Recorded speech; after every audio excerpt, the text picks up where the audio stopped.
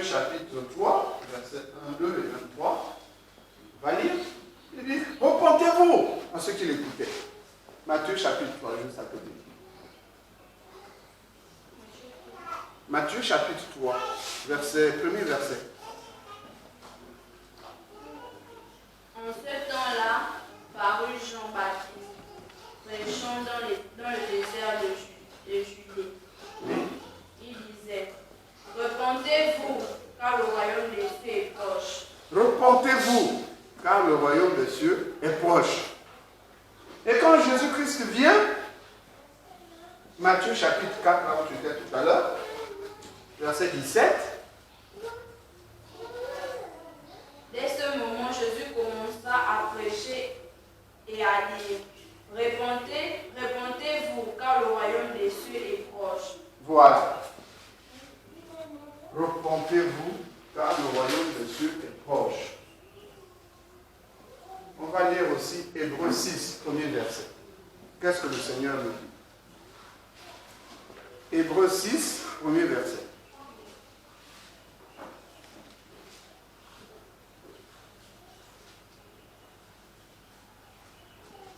Promptement, je vais le chercher chez moi.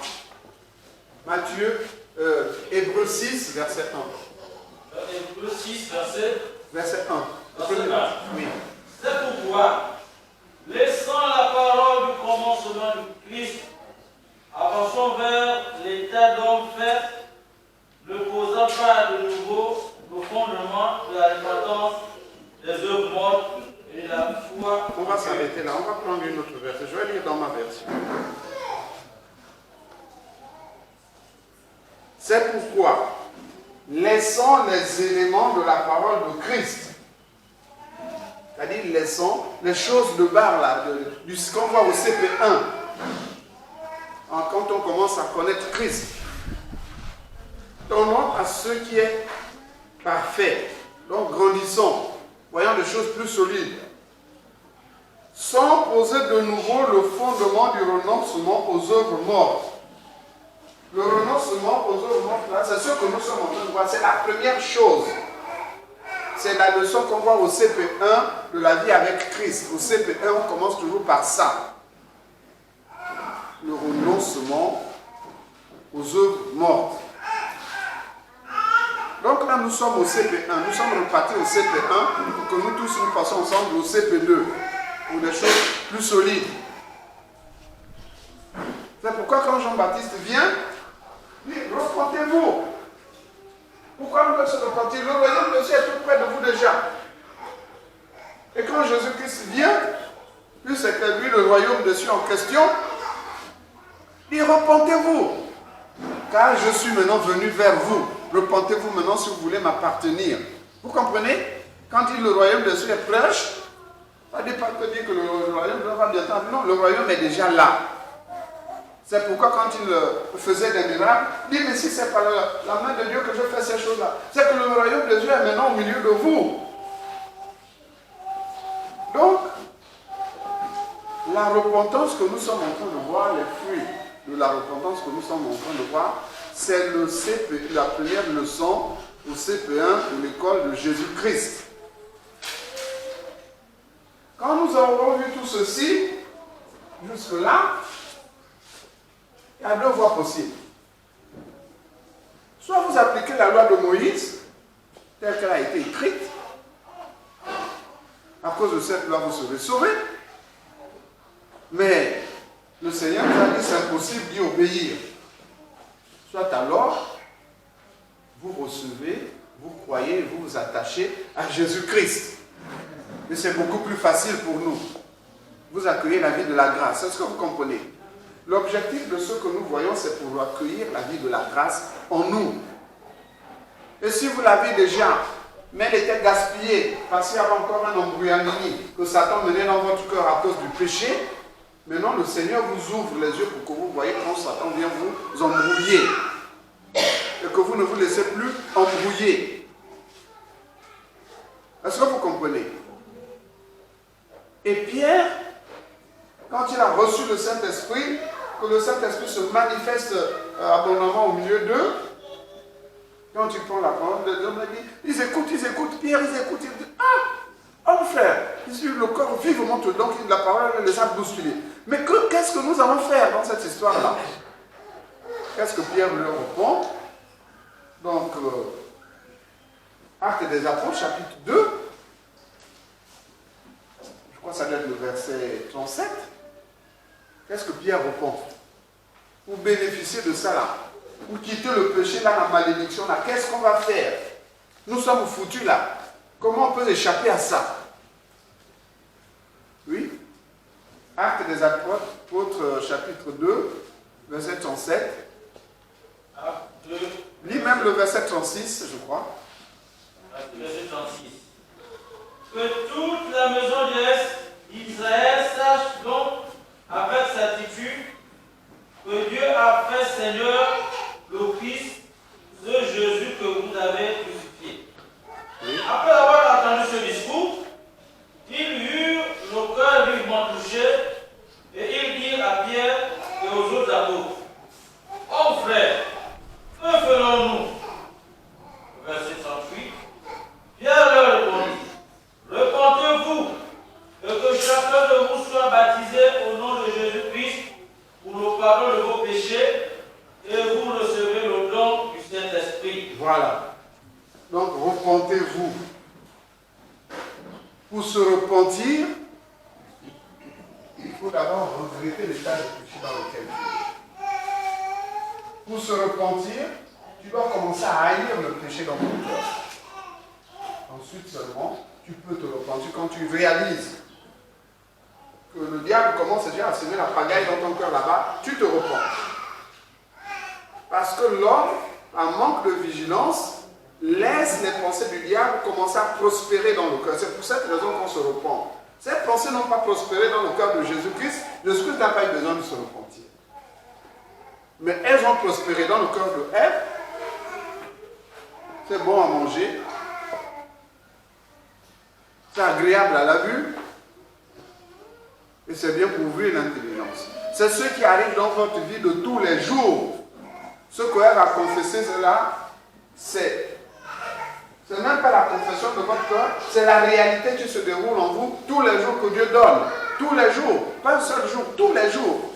Et pas une seule fois. Donc si vous ouvrez les yeux par rapport à ça, vous reconnaîtrez qu'il y a le péché en vous. Et il y a un signe que vous verrez. Quand vous allez commencer à vous approprier cette parole de Dieu, à l'appliquer, vous verrez quand vous allez entendre les autres personnes parler, vous allez voir la tentation arriver sous vos yeux, en direct. Vous allez même voir que les paroles de l'autre vous heurtent violemment. Parce que l'autre parle sous le sceau du péché. Mais toi, comme tu commences à crier cela sous le sceau de la grâce, tu sens un clivage. Certaines personnes vont commencer à vous heurter. Pas que l'autre vous a parlé méchamment, non. Il dit une chose qui est banale, mais ça va commencer à heurter ton cœur. Est-ce que vous comprenez? Parce que la porte est maintenant, commence à être fermée et la parole là ne rentre plus, elle vient maintenant heurter ton cœur. C'est ce que vous allez constater si vous faites ce travail-là de manière scrupuleuse et consciencieuse. Là, vous pouvez réellement vous repentir et bloquer le péché avant qu'il n'arrive à produire son fruit. Parce qu'il y a les fruits du péché. Il y a les fruits du péché. Le péché aussi a ses fruits. Je crois qu'il en est parlé dans... On va lire Romains 8, verset 6. Je crois que ça va dire. Après ce texte. Ça va. Lisez d'abord Romains 8, verset 6.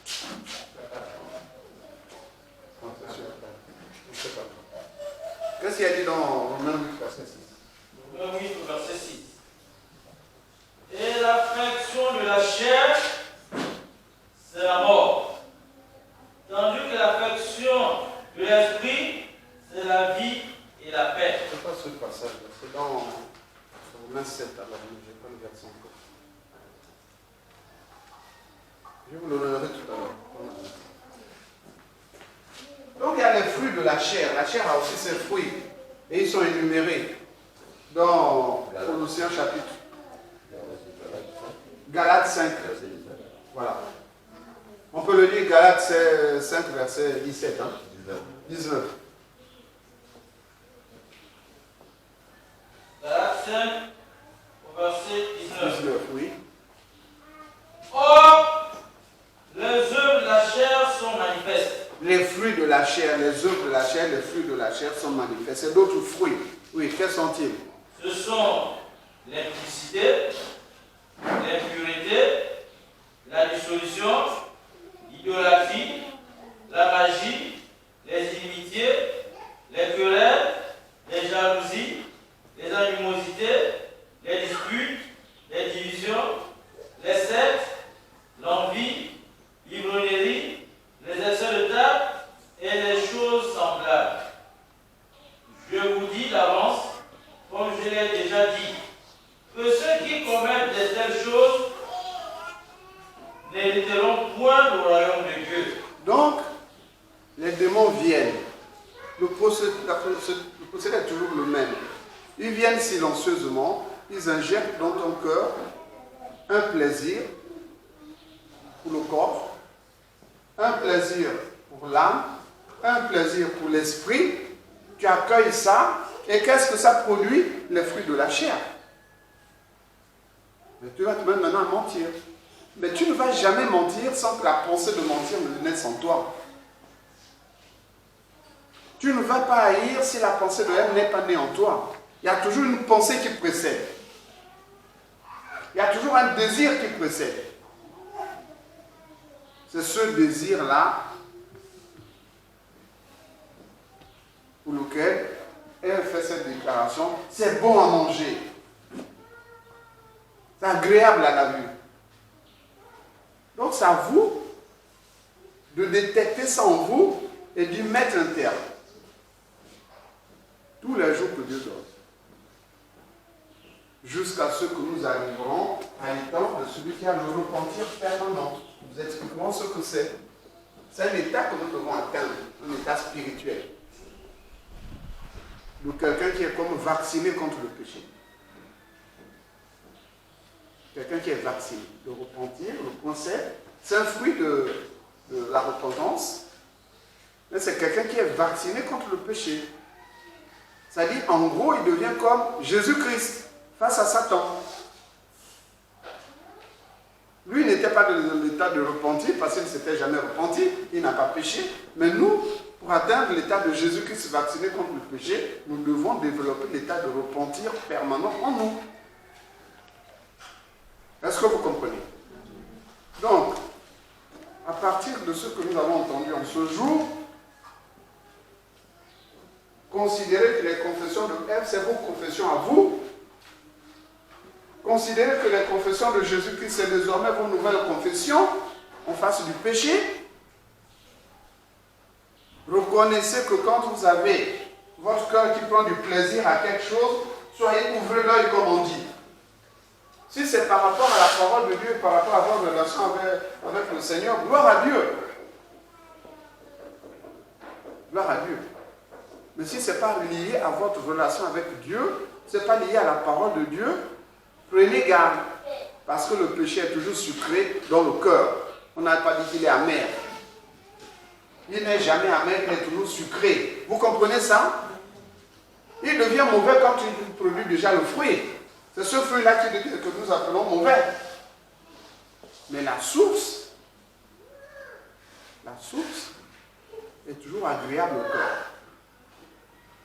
Or, le Seigneur dit que l'affection de la chair, Romains chapitre 8, verset 7, l'affection de la chair, ce qui fait plaisir au cœur là, est opposé à la volonté de Dieu. Ça vous éloigne de Dieu. L'affection de la chair est une inimitié pour Dieu. C'est-à-dire, quand tu affectionnes la chair là, tu prends le plaisir là, tu l'accueilles, tu viens de tourner le dos à Dieu, à l'instant même. Tu n'es plus ami de Dieu. Et pour revenir ami de Dieu, il faut te repentir. Et c'est là que l'œuvre de Jésus-Christ intervient. Parce que pour l'instant, vous voyez que dans la liste, là, on n'a pas parlé de Jésus-Christ. Mais dans la repentance, là, il y a la place que nous réservons à Jésus-Christ. Quelle est sa place? Parce que le péché conduit toujours à la mort. Toujours. Tout péché mérite la mort. Et pour pardonner le péché, Dieu exige que le sang coule. Point. Et le sang coule, c'est une mort. Mais il vaut mieux que ça soit le sang qui coule par une mort de substitution que par ta propre mort à toi. Et c'est ce que Jésus-Christ est venu nous apporter. Le sang par lequel le cœur est lavé du péché. C'est-à-dire là où le diable devait venir même te réclamer, il n'a plus de place pour te réclamer. C'est comme si le Seigneur a lavé ce péché-là, il ne laisse pas de traces, donc le diable ne peut plus venir réclamer pour dire, mais j'avais planté mon avocatier là, où sont les avocats? C'est ce que le diable dit de chacun d'entre nous chaque jour. J'ai planté mon mensonge, où est le fruit du mensonge? J'ai planté la violence là, où est le fruit de la violence? Donc je vais donc doubler la dose encore. Donc le Seigneur nous fait grâce en Jésus-Christ d'accéder au pardon du péché, parce que tout péché mérite la mort. Et pour nous épargner cette mort-là, il faut du sang de substitution pour sanctifier nos cœurs. Nous reviendrons dessus le moment venu. Mais nous continuons d'abord le processus de la repentance pour que le royaume des cieux vienne. Vous comprenez? Repentez-vous, car le royaume des cieux est proche. Repentez-vous, car le royaume des cieux est proche. Repentez-vous. Il faut que vous appreniez à vous repentir. Pour apprendre à se repentir, il faut qu'on connaisse qui est le péché en question pour que nous nous repentons de lui. Pas de Satan. Nous ne nous repentons pas de Satan. Nous nous repentons du péché qui prospère en nos cœurs, qui est accueilli par nos cœurs, mais dont la source est Satan. Satan, c'est la source du péché. Mais Satan n'impose pas le péché à l'homme. C'est l'homme qui accepte ou refuse. Vous comprenez? Satan a proposé le péché à Adam et Ève, ils ont accepté. Satan a proposé le péché à Jésus-Christ, il a rejeté. Maintenant, Jésus-Christ, à travers les paroles que nous entendons, nous ouvre les yeux pour voir comment Satan procède. Comment il procède? Quelle est sa technique pour nous faire pécher? Pour que nous arrivions à déjouer ses plans. Vous comprenez? Pour qu'en permanence, nous soyons capables de déjouer les plans de Satan dans nos vies. Et atteindre les temps de repentir. C'est un état de l'âme qui est en éveil permanent pour repousser tous les assauts du diable, et le diable ne vient pas qu'une seule fois. Jésus-Christ, il a dit qu'il a été tenté 3 fois et Satan est parti, mais chez nous il ne part pas. Il recommence quelques instants plus tard, avec toutes sortes de situations, par la télé que vous regardez, par le téléphone portable, par le taxi qui passe, par l'inconnu que tu ne connais pas, etc. La personne qui est un inconnu pour toi, qui va arriver, tu vas se mettre à te bousculer, à te toiser, etc. Le diable suscite toutes sortes d'occasions pour nous faire pécher. Mais nous devons y résister. Celui qui vaincra, voilà ce que je lui donnerai. Apocalypse chapitre 2 et 3. Tous les 4 ou 5 versets. Celui qui vaincra. Celui qui vaincra, voilà la victoire en question que nous sommes en train de vous enseigner, que le Seigneur nous enseigne à nous tous, pour que nous vaincons Satan. C'est en rejetant ce plaisir-là qu'il vient semer dans nos cœurs que nous arrivons à le vaincre. Nous lui fermons la porte. Et là, nous pouvons maintenant marcher avec Christ en toute connaissance de cause et bénéficier des grâces du Seigneur qui ne demandent qu'à être manifestées dans notre vie. Elles sont même à notre porte. Elles ne sont pas loin là-bas. Que le Seigneur vous bénisse. Amen. Donc, toute cette